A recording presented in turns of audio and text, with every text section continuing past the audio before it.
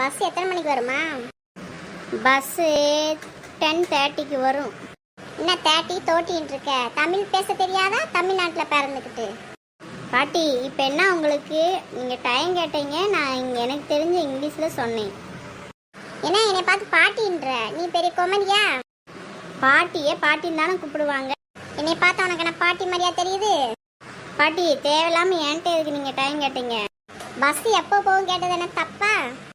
பாட்டி உங்கள்கிட்டலாம் எனக்கு பேசணும் அவசியமே. அம்மா பெரிய இவ 2 எழுத்து இங்கிலீஷில் பேச தெரிஞ்சா ஓவராக போய்க்குருவாளுங்க. பாட்டி ரொம்ப பேசாதீங்க பாட்டி, எனக்கு கோவம் வந்துடும். கோவம் வந்தால் என்னடி பண்ணுவேன்? பாட்டி வாடி பொடியெல்லாம் பேசாதீங்க, மரியாதையாக பேசுங்க. ஓன்ட்ட என்னடி நான் மரியாதையாக பேசுறது?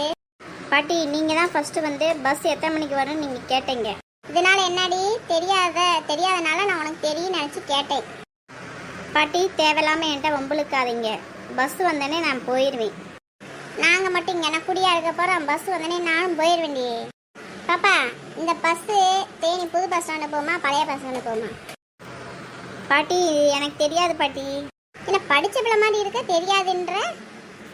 பாட்டி இவ்வளோ நேரம் என் கூட வம்புழுத்துட்டு இருந்தீங்க, திரும்பி என்கிட்ட ஏன் பேசுகிறீங்க? என்கிட்ட கேட்காதீங்க, எனக்கு தெரியாது.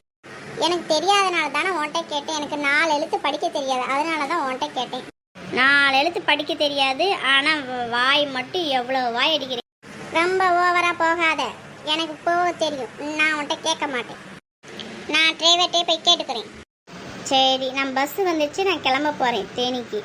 இந்த வீடியோ உங்களுக்கு பிடிச்சிருந்துச்சுன்னா லைக் பண்ணுங்கள், ஷேர் பண்ணுங்கள், கமெண்ட் பண்ணுங்கள், மறக்காமல் சப்ஸ்கிரைப் பண்ணுங்கள். தேங்க்யூ.